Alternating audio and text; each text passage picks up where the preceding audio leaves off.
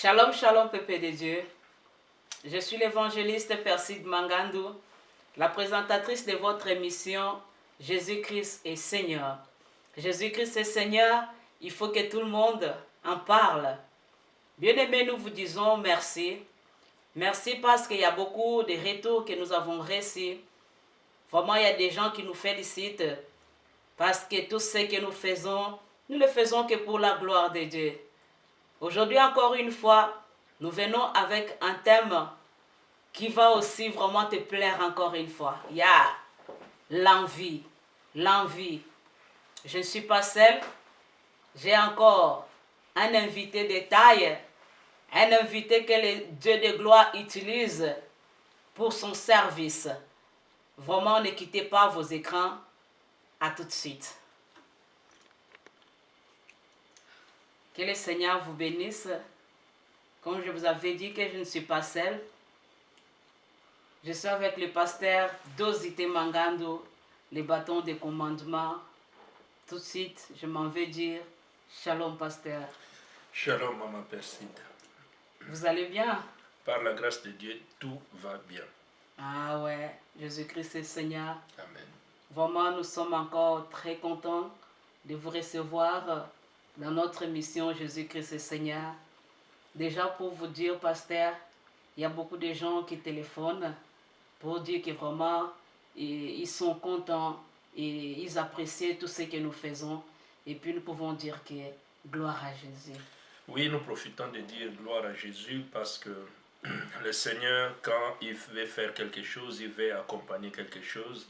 Et ça se manifeste et ça se voit. C'est ce qui aussi peut encourager nous autres qui sommes là comme ouvriers pour parler de la part de ce Dieu-là. Nous sommes infiniment reconnaissants et soyez vraiment nombreux à suivre et à partager parce que c'est très important d'avoir aussi les retours de ce qu'on fait. Ça signifie la parole est reçue. Ça c'est vraiment très important et je bénis Dieu. Merci beaucoup. La parole est reçue. Aujourd'hui, pasteur, quelle bonne nouvelle, quel message que le peuple de Dieu va encore recevoir pour aujourd'hui. Oui, aujourd'hui le Seigneur est merveilleux. Comme la présentatrice venait de dire, nous avons un thème que nous allons partager, et c'est que nous disons l'envie. C'est quoi l'envie? L'envie, parce que c'est quelque chose qui gangrène le peuple de Dieu, les enfants de Dieu, mais c'est quelque chose qui serait vraiment pas, qui ferait pas partie du quotidien des enfants de Dieu. Mais bon, dommage, on les trouve quand même. Et c'est pourquoi nous voudrions quand même partager cela et comprendre le pourquoi et les comment s'en sortir, comment dominer cela pour la gloire de Dieu. Alléluia, pour la gloire de Dieu. Mais pour ceux qui n'ont pas encore pour le moment les dictionnaires devant eux, qu'est-ce que vous pouvez dire pour définir c'est quoi l'envie? C'est quoi l'envie quand on attend déjà que l'envie... Oui, bon, pour définir cela, pour partager cela, nous allons nous servir, oui, de ces mots. Nous avons pris ce qui est la définition de l'envie selon les dictionnaires. Mais avant tout, je voudrais quand même que nous ayons au moins deux ou trois passages de la Bible que nous pouvons lire pour nous ramener à comprendre que c'est quoi l'envie. Et le premier passage, c'est dans le psaume 37. Nous allons lire du premier jusqu'au troisième verset. Et nous lirons encore dans Matthieu et puis aussi dans Philippiens. Et Matthieu, puis combien? Matthieu chapitre 27, à partir du verset 15 jusqu'au verset 18. Et Philippiens, nous lirons que le chapitre 1, le verset 15. Donc, Psaume 37, 1 à 3, Matthieu 27, 15 à 18 et Philippiens 1, le verset 15. Dans Matthieu chapitre 37, dans Psaume 37, la Bible nous dit ceci. C'est le psaume de David. Ne t'irrite pas contre le méchant. N'envie pas ceux qui font le mal, car ils sont fauchés aussi vite que l'herbe. Et ils se flétrissent comme les gazons verts. Le verset 3 dit, confie-toi en l'Éternel et pratique le bien. Donc, on parle déjà de deux personnes là. Il y a un méchant et celui qui veut suivre l'Éternel. Dans Matthieu chapitre 27, le verset 15 au verset 18, la Bible nous parle de ce qui s'est passé avec Jésus, parce que Jésus c'est la pierre des touches, Jésus c'est notre référence, Jésus c'est notre maître. Et tout ce que nous devons faire, c'est Jésus qui est le centre de toutes choses.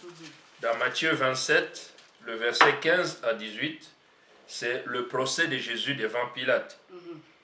Et la Bible dit ceci: à chaque fête, les gouverneurs avaient coutume de relâcher un prisonnier, celui que demandait la foule. Ils avaient alors un prisonnier famé nommé Barabbas, et comme ils étaient assemblés, Pilate leur dit: lesquels voulez-vous que je vous les relâche, Barabbas ou Jésus qu'on appelle Christ? Le verset 18 dit: car ils savaient que c'était par envie qu'ils avaient livré Jésus. Donc c'était par envie qu'ils avaient livré Jésus. Dans Psaume, il est dit: n'envie pas le méchant. Mais ici, on dit c'était par envie qu'ils ont livré Jésus. Et je prends le dernier passage qui est dans Philippiens, dans le chapitre 1, le verset 15. Là, c'est le cas de Paul. C'est des cas de Paul qui parlent. Dans Philippiens 1, le verset 15. Philippiens 1, 15. La Bible dit ceci, c'est concernant la situation de Paul. Quelques-uns, il est vrai, prêchent Christ par envie et par esprit de dispute, mais d'autres le prêchent avec des dispositions bienveillantes. Voilà. Si nous relions tous ces trois textes, nous voyons dans le psaume, la Bible nous dit: n'envie pas le méchant. Donc ça signifie quelque part, c'est un enfant de Dieu qui veut envier un méchant, qui veut envier celui qui ne connaît pas Dieu. Il n'y a pas besoin de l'envier. Pourquoi? Parce que toi, ce qui est demandé, c'est de se confier en l'Éternel. Mais la même parole qui nous parle de l'envie nous dit que c'était par envie que Jésus a été livré, par envie que Jésus a été trahi. Et Paul vient dire que certaines personnes prêchent, mais maintenant ça devient la prédication, donc ça signifie des serviteurs de Dieu ou des servantes de Dieu.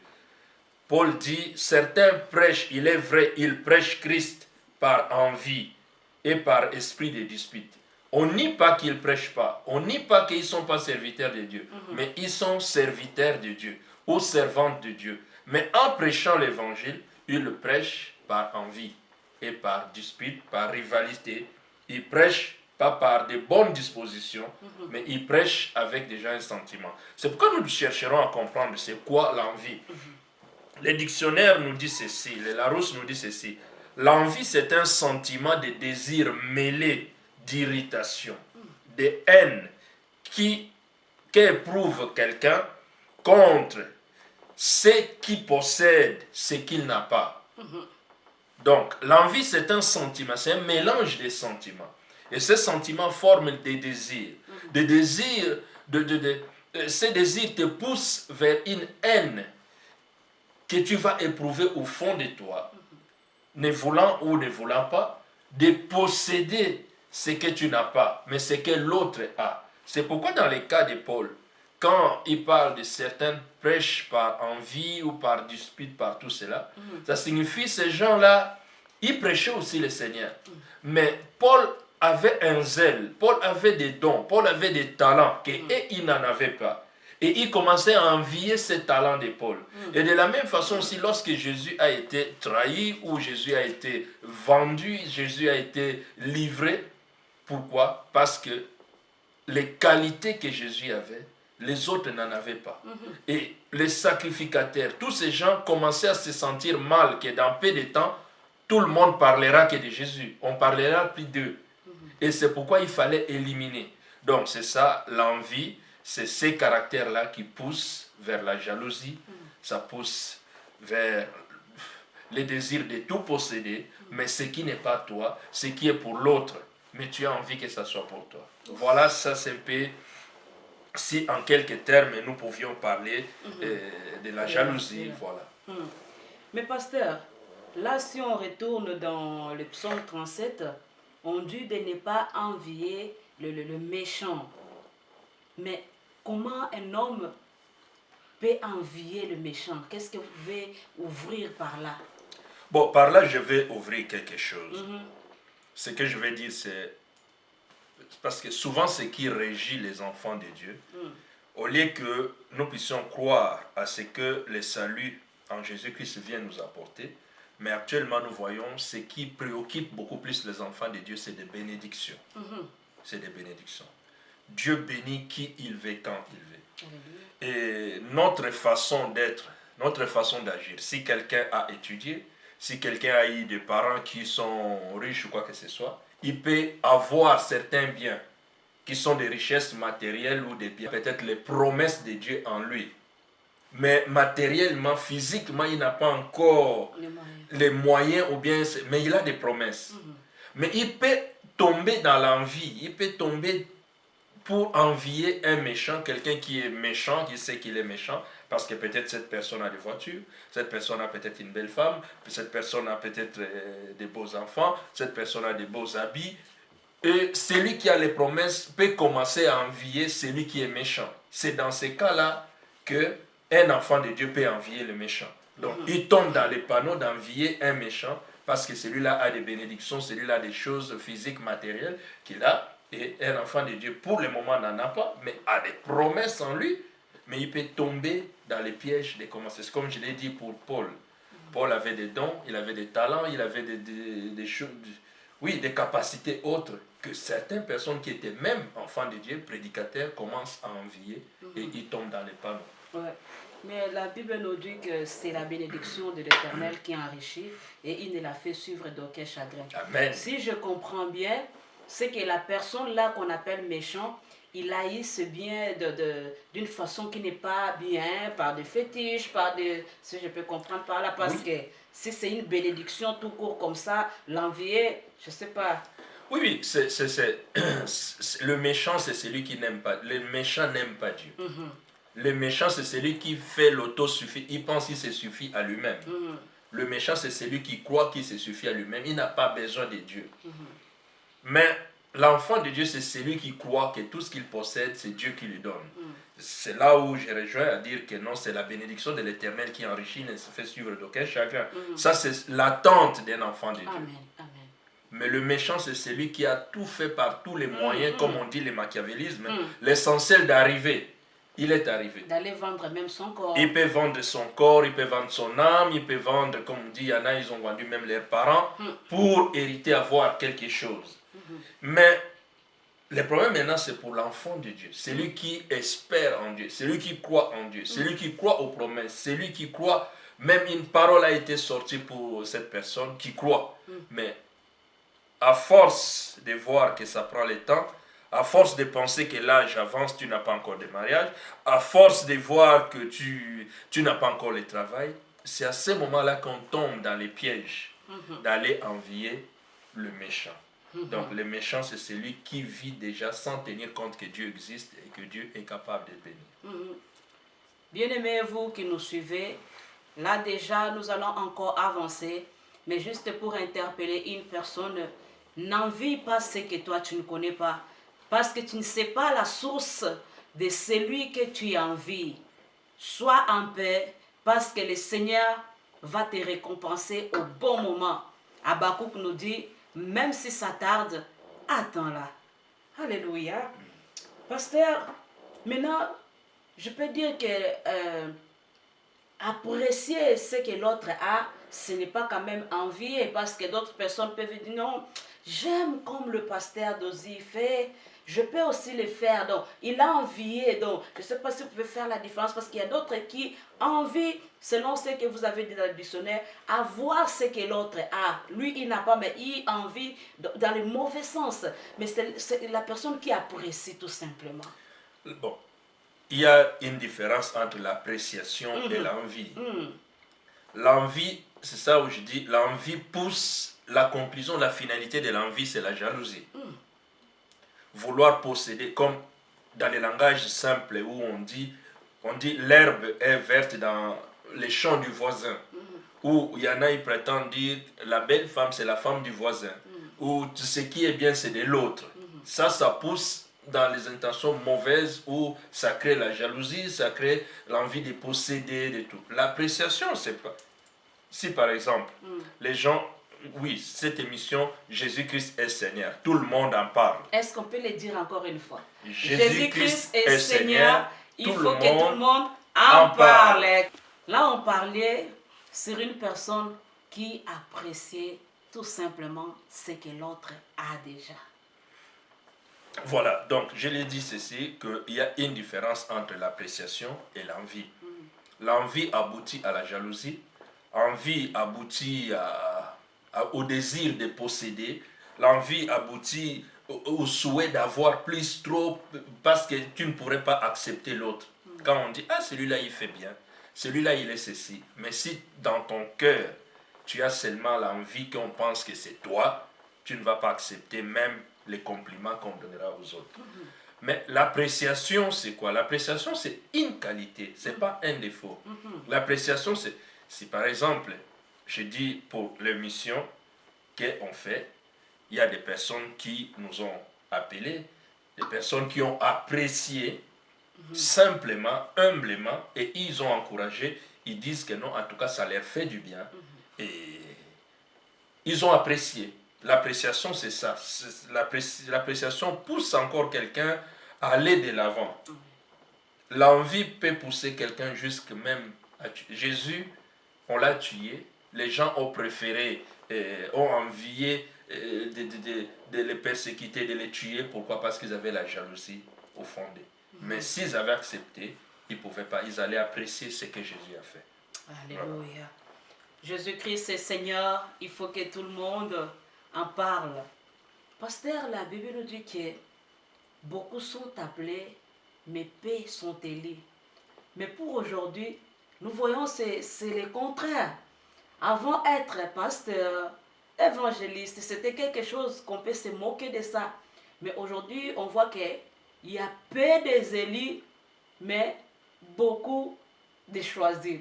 Est-ce que c'est par rapport aux Philippiens chapitre 1 au verset 15, ou bien qu'est-ce que vous pouvez nous éclaircir par là?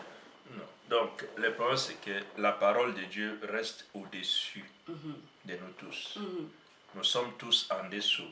C'est comme quand on dit la loi est au-dessus de tout le monde. Et de la même façon, c'est Dieu qui appelle. Mais quand je prends un exemple, il y a souvent, ce qu'on voit dans nos communautés, dans nos églises, il y a quelqu'un qui peut venir à l'église. Et quelqu'un qui est avec vous, il dit, il est convaincu, c'est Dieu qui l'a envoyé. C'est vraiment, ici c'est mon église, c'est Dieu m'a parlé. Mais la même personne qui a dit que Dieu m'a parlé, que ici c'est mon église, le lendemain, il n'est plus avec vous. Alors, ou soit Dieu est menteur, ou soit le même Dieu lui a encore parlé que ici c'est pas ta place. Tout ça, chacun repose ça sur Dieu m'a dit, Dieu m'a dit, Dieu m'a dit. Raison pour laquelle, comme chacun dit que c'est Dieu qui m'a dit, voilà, les gens sont appelés. Donc ils font ça par envie, ils ont envie d'autres pasteurs. Il y a l'envie, il y en a qui veulent être comme l'autre, il y en a qui veulent ceci, ils le font. Oui, c'est des pressentiments qui poussent les gens à faire comme ça. Mais comme le temps nous a toujours donné raison, dans le temps on peut savoir qui est qui, et à ce moment il y en a, ils vont se défecter eux-mêmes. Jésus, au début, la Bible me dit, Jésus avait beaucoup de disciples, beaucoup de gens l'ont suivi, mais à un moment, lorsque le Seigneur Jésus a dit, pour me suivre, vous devez manger mon corps et boire mon sang. Les gens ont dit que non, cette fois-ci, nous n'étions pas venus pour manger son corps ni boire son sang. Ah, cet homme veut nous conduire. Voilà, c'est ça. Et il y en a, ils sont partis. C'était par envie, parce qu'ils savaient que, en tout cas avec Jésus, partout il marche, Jésus multiplie les pains, Jésus donne la nourriture aux pauvres, Jésus fait ceci, Jésus... Il commençait à penser que peut-être Jésus, comme il est venu, un jour il va devenir président ou bien il va devenir roi à Jérusalem. Si j'y vais avec Jésus, peut-être je deviendrai ministre, peut-être je deviendrai ceci. C'est ça les sentiments qui poussent les individus aujourd'hui. C'est pourquoi on a du mal à savoir qui est qui. Et c'est ça que les gens tombent, ils commencent à envier les méchants, ils commencent à envier des choses qui ne le font pas parce qu'ils ne sont pas solides. Et dans les cas de Jésus, lorsqu'il a dit, si vous mangez mon corps, buvez mon sang, là, chacun a pris son chemin. Ils ont fui et ils sont partis. Bien-aimé, ne fais pas l'œuvre de Dieu pour avoir de voitures, pour qu'on puisse te voir, mais il faut gagner les âmes. Allez, faites de toutes les nations mes disciples. C'est ce que le Seigneur veut que nous puissions faire. Là où tu te retrouves, si tu vois que cette parole t'a touché, il faut tout simplement te repentir et puis rentrer dans le vrai. Mais pasteur, est-ce que vous avez aussi des conseils à donner parce qu'il y a une personne qui nous suit qui se retrouve que non, moi j'étais vraiment enviée. J'enviais les autres et puis j'étais dans la haine. Je n'arrivais même pas à apprécier ce que les autres font. Donc il s'est retrouvé. Qu'est-ce que vous pouvez dire à cette personne-là? Une prière, quelque chose? Oui, ce que je peux dire, que quand on est enfant de Dieu, si vraiment là où tu es, tu as reçu Jésus-Christ comme Seigneur et Sauveur de ta vie, et ce qui est très important avec Dieu, c'est la foi. La foi, c'est avoir une confiance totale en ce Dieu-là. Et quand on a la confiance totale en ce Dieu, nous savons que Dieu ne nous abandonne pas, il ne nous laisse pas au bord du chemin, non, il s'occupe toujours de nous. Pour la personne qui se retrouve dans ces cas, oui, que son cœur lui montre qu'il est tombé aussi dans l'envie, et il y a un problème, quelque chose qui voulait tout simplement que ce qui est de l'autre soit à lui ou soit à elle, il peut se repentir. Parce que le Christ est là, il est venu pour que nous ayons la paix envers nous-mêmes. Et les promesses de Dieu doivent s'accomplir à toute personne, à chaque personne. Et là où tu es, tu peux demander pardon à Dieu. Et quand tu demandes pardon, la Bible dit, il est juste et fidèle pour nous pardonner. Voilà, c'est ce que je peux dire. Vraiment, nous sommes à la fin de notre émission. N'envie pas, reste concentré, écoute la voix de Dieu, parce que chacun a sa destinée. Pour toi, peut-être ça prend du temps, mais n'envie pas l'autre. Tu ne sais pas comment il a réussi ce que toi tu as en train d'envier. Pasteur, nous sommes à la fin pour aujourd'hui. Un mot de la fin pour cette émission. Oui, un mot de la fin que je peux dire, c'est tout simplement dire à mon frère et à ma sœur qui nous suit en ces moments, que te dire que tu as des promesses, et ces promesses vont se réaliser. Si tu n'avais pas de promesses, Dieu ne pouvait pas te garder encore vivant aujourd'hui. Si Dieu te garde aujourd'hui, c'est parce que tu as des promesses. Mais si tu tombes dans l'envie, tu risques de faire retarder ces promesses, tu risques de marcher, de ne pas permettre la réalisation de cela. Donc reste attaché, comme le psalmiste a dit, n'envie pas les méchants, mais aie confiance et mets ta confiance en l'Éternel, il agira et il agira encore. Comme le pasteur vient nous dire, si Dieu te garde parce que tu as des promesses, vraiment, nous sommes à la fin de notre émission. Encore une fois, nous disons merci à notre pasteur Dosité Mangandou de la communauté Reste de Victoire.